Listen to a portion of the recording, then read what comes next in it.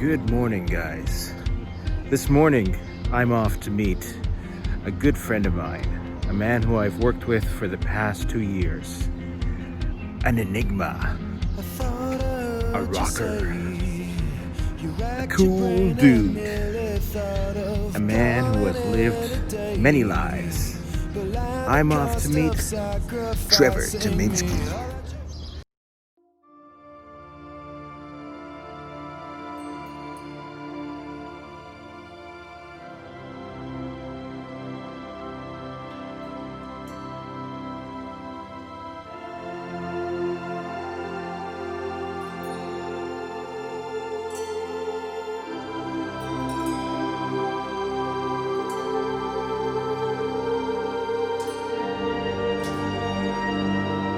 My name is Trevor Tominski. I am currently a creative copywriter, but I've done many more things than that. Whatever I've been interested in, I've pursued. Well, first I started as a copywriter, then I became a singer in a rock band, a songwriter. I've been a magazine editor at a horror magazine. I tried being a script supervisor. I was a film technician on TV and film crews. I worked at an interior design firm for a few weeks. I've been a bartender, at a record store guy. I've done a lot. I've had a lot of respect for people that kind of figured out early on what they wanted to do and then pursued it and became that thing and worked their career, becoming a master of their craft. For me, I guess I just had so many different things that caught my attention and that I wanted to try. That led to this sort of schizophrenic lifestyle of me going wherever my enthusiasm led me.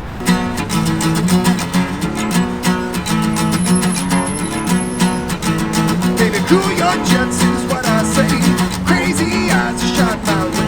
Need a fix and I need one quick.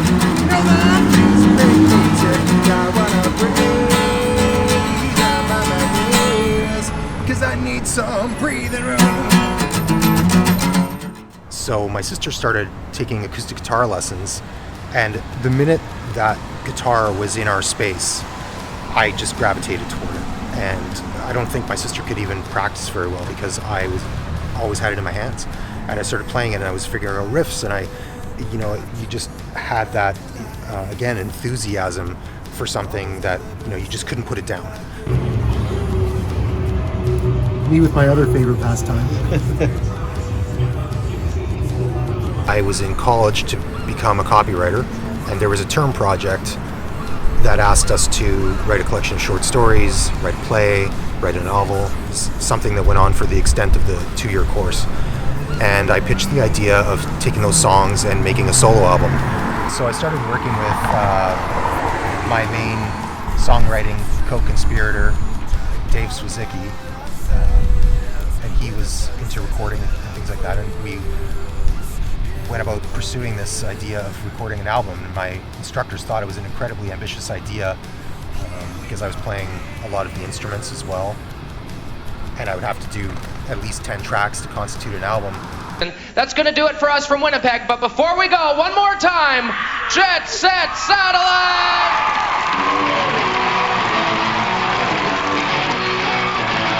Baby, cool your jets is what I say. Crazy eyes shot my way. I need a fix and I need one quick. You know that things that make me tick. I wanna breathe and I'm on my knees, 'cause I need some breathing room. That summer I was working at a radio station as a summer job, writing radio spots, and in the midst of doing that, by accident, a couple of my demos landed in the hands of a producer who'd worked with some pretty major label acts. And within the span of a week or two, I was asked to fly to Vancouver to showcase for the label with my main songwriting co-conspirator and engineer. And we basically got a record deal on the spot. It happened so fast, it was like being hit by lightning. We didn't have a name. We'd never played a gig. We were pretty green, even though I'd played live before in other bands. It was just so new, and we'd just been these guys that were recording in a bedroom, and I was using his bedroom closet as a vocal booth. The CEO of the record label dragged a chair up in front of the makeshift stage where we were to play and showcase for them, just sort of dragged it up right in front of the stage, sat down and said, "All right, boys, go ahead. It's only your future." Sounds like a villain from an 80s movie. Totally. But we pulled it off. They took us out for dinner, and we basically hadn't even ordered the appetizers yet. And the president looked at me and said, "So do you want the record agreement now, or should we send it in the mail?" This place is about to become a sea of sweat, ear-shattering music, and puke. Behind me is the legendary Horseshoe Tavern, where I've played numerous times. But on the last occasion that I played here, I forgot the lyrics to one of our biggest songs, and it was so obvious. We got into the second verse, and my mind just went blank. And the bass player was like, "Come on, man," like talking through his teeth, and it wasn't helping. It's just like the words just went down the rabbit hole, and it was the longest post-chorus piece of music before I kind of flubbed my way back out of it, and then eventually we started going again. But it was obvious to everyone in attendance, including Live Nation, one of the biggest agencies in music that came out to scope us out that time. I don't know if that had anything to do with us not working with them, but it couldn't have helped. Was this circa the first album, second album, or third album? Second. Second album. Yep. Do you remember which song? Please Capture Me. I'll never forget. That's amazing.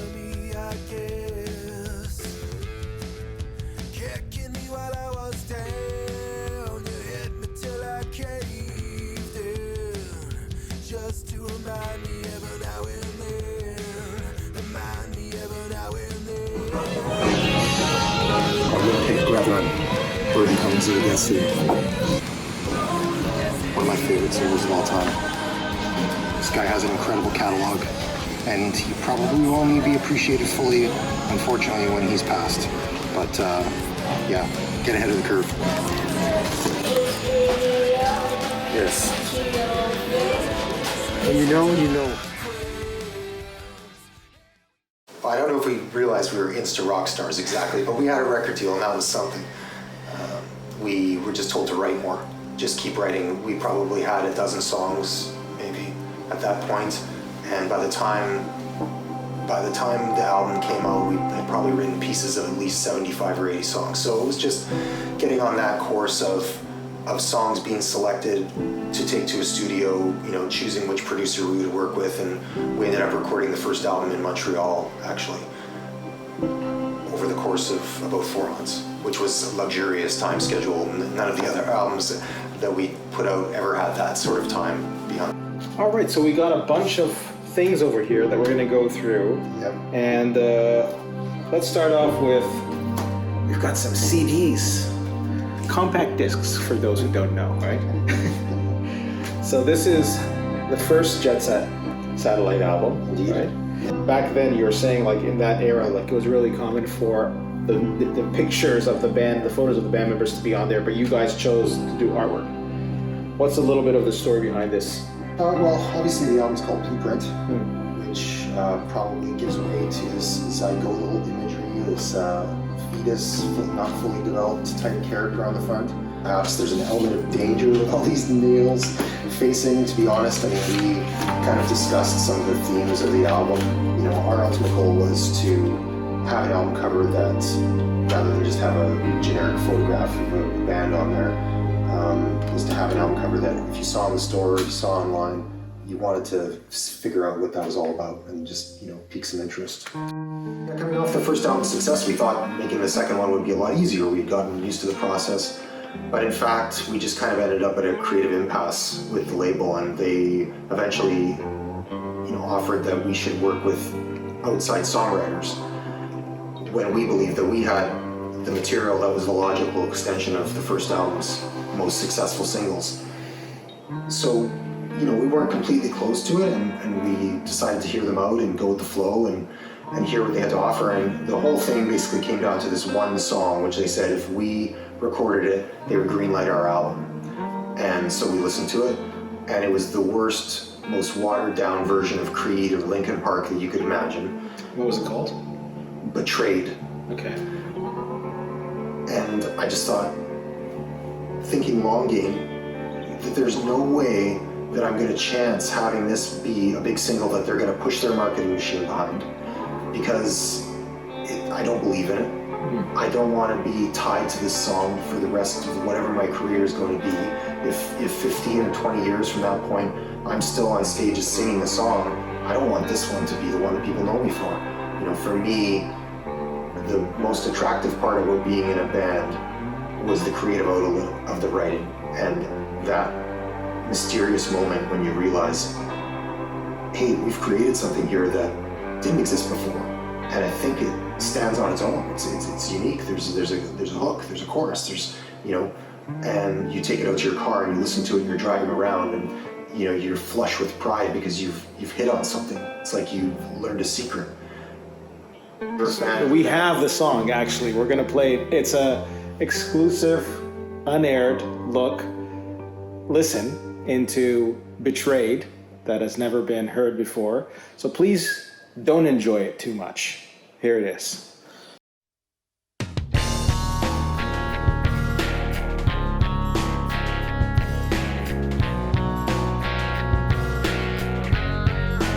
Coming undone, unraveling. Don't wanna face this place again. A half-empty glass is all that I got. You used to be here, now you're not. Yeah. And where it begins is when it all ends. And then you realize it was a lie. The truth was afraid, hiding in silence, never to know why we betrayed. To live and to die, time wasted away. It's only ourselves and we betray.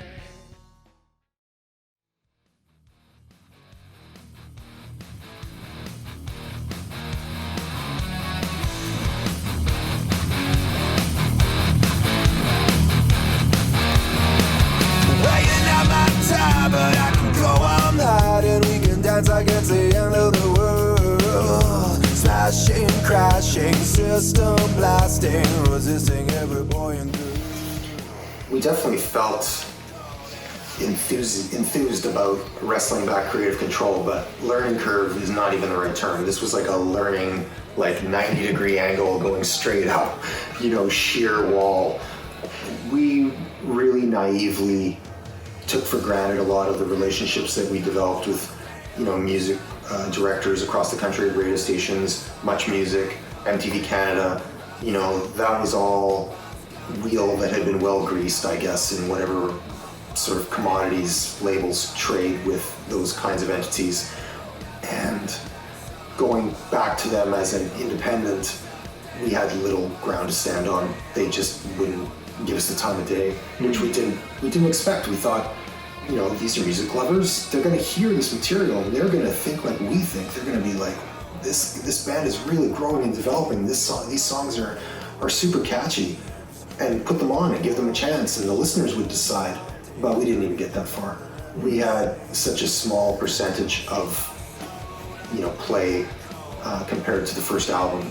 And we've got the second album, which is, we've got this weird artwork on the cover, and I didn't really know what it actually is until you told me what's going on. And then on the back, obviously, they're challenging the world with this photo over here. What's the inspiration behind the title? You know, it took us a Herculean effort to get this out after we had left our record deal, and we wanted to put out an album that was of the same caliber in every way, if not even greater, in terms of just like this booklet, you know, the photos that were in it, the elegance with which we you know, thought the layout deserved, and the quality, the sonic quality of the recording. So many things happened during this time that, you know, were setbacks. We lost, you know, family members, we lost band members. It just seemed to be that there was so many bad omens. I was wondering at some points whether we would ever get this album out. And so, you know, we had a song called Vegas, but really the reason for calling it Vegas was because we just felt like there was this tremendous gamble on ourselves. We put all of our resources that we had at our disposal into, following up this major label debut, and it just took everything we had, and we didn't know if it was going to work, but we had to do it. It's the greatest compliment. Third album, appropriately titled End of an Era. And it's got this weird art of a guy with kind of like a flaming head over here. Same artist? No, different artist this time. This is my friend Justin Erickson, who I worked with at Reward magazine, actually. And this image that Justin had created also kind of, I think, had some subtext about the industry being brought to its knees, the guy in his suit, and the music industry being in a terrible place, one of many industries that's sort of fallen by the wayside and taken a completely different shape. And so I think all of that sort of played into it. I had moved to Toronto, and for about a year and a half we tried doing the long distance thing of me flying back and passing ideas back and forth through emails and things like that. And with any kind of long distance relationship, you kind of runs out of steam a little bit unless you make some decision to come back together. And I think we put out the album, it got some decent reviews, but ultimately didn't change anything for us. It wasn't like someone came running with another record deal for us to sign.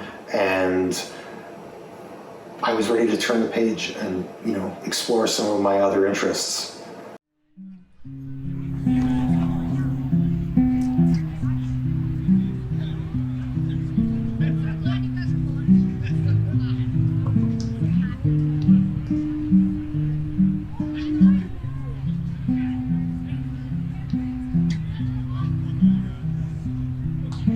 Writing has always been an interest of mine. At that point, I was very curious about working in film and TV as a technician, and I'd also been freelance writing for a couple of publications across Canada, and in particular a magazine, which I would later go on to be part of the editing team there. I was more of a movie fan, not just a horror genre fan, but I'd certainly had my favorites among the horror genre. And I admitted it when they asked me if I was interested in this associate editor position, but they liked the fact that I had this musical background. I did have a big hand in the musical content of the magazine, and it was really fulfilled that interest of mine to work under tight deadlines.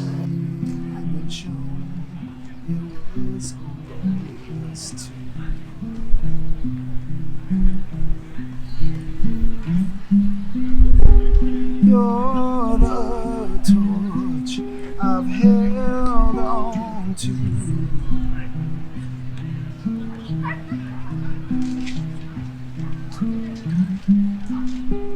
You're the torch I've held on to.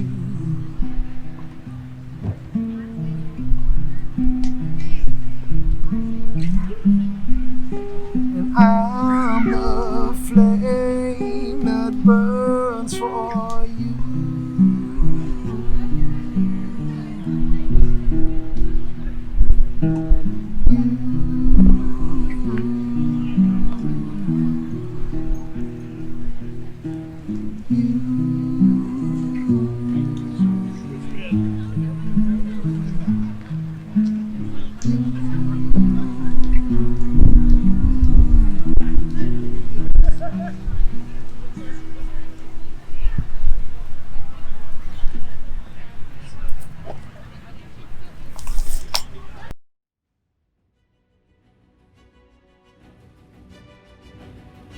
What was that all about? Well, it was a slow start. I answered a Kijiji ad for film security, not knowing what, but I just thought, I'm looking for my foot in the door, right? And so I went to this group mass hiring at like a school, I think, and school gymnasium, and sat in the front row and just like, was ultra keen, and I got hired. And one of my first gigs was just to watch a hole. What does that mean? Well, I was working in High Park, and they had dug a hole at the bottom of the slide of a children's playground, and it was for a camera position where they're going to put the camera down into the hole and shoot up. with a character coming down the slide. But off hours, when they weren't shooting there, the playground wasn't closed, and so they didn't want a kid falling in the hole. Oh, liability. Liability. Yeah. So, a lot of film security is just that. It's just for insurance liability. That's great on the resume, though. Yeah, watching a hole. Sure, yeah. So I watched a hole on a horror movie called Orphan. It wasn't bad, actually. But, and slowly, as people got to know me, and as I hopefully showed that I could do more than watch holes, I just got more and more responsibility, and I worked on some pretty big movies, the biggest which was probably Suicide Squad. Because, getting on location and shooting, once you're there and set up, that's half the battle. So, of course, you want to make it worth your while that everybody's there. You're part of this microcosm of people with, unique talents all coming together and working together in tandem, pulling off the impossible. I mean, there's almost no good goddamn reason why you should be able to accomplish what you do in a day on a film set, because there's just too much footage to capture, there's too many things that have to line up, and it's this incredible group of diverse people that make it happen. And so when you're new to a film set, as I was, and you don't know the language because there's an entire glossary of terms that you have to learn, it's this world unlike any other. You have to kind of prove yourself without being too standoutish about it, right? You just kind of have to prove it through the work, and then you're accepted.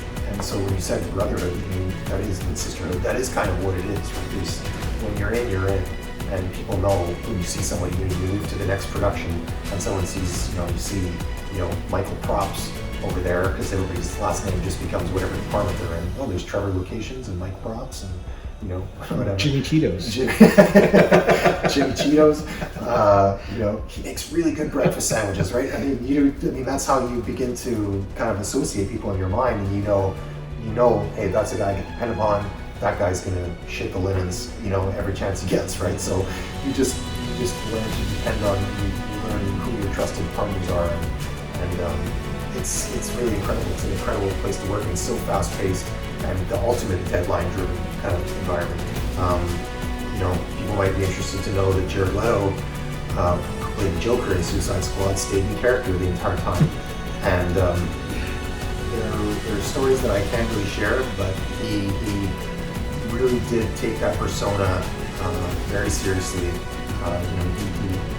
It's well known that he gifted his cast members strange gifts. I think he gave Margot Robbie like a dead rat in a box. And there was one time when certain areas of the production were decorated with things that were immediately instructed my department to take them down, as they were fairly offensive. So yeah, he was really into his character, and that mischievous side of the Joker he embraced wholeheartedly.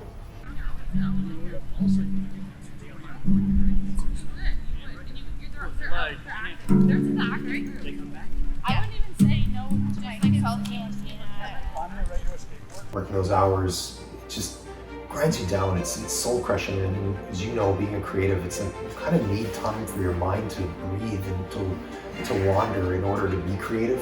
And it just felt like there was never any time for that well to fill up where you felt like expressing yourself.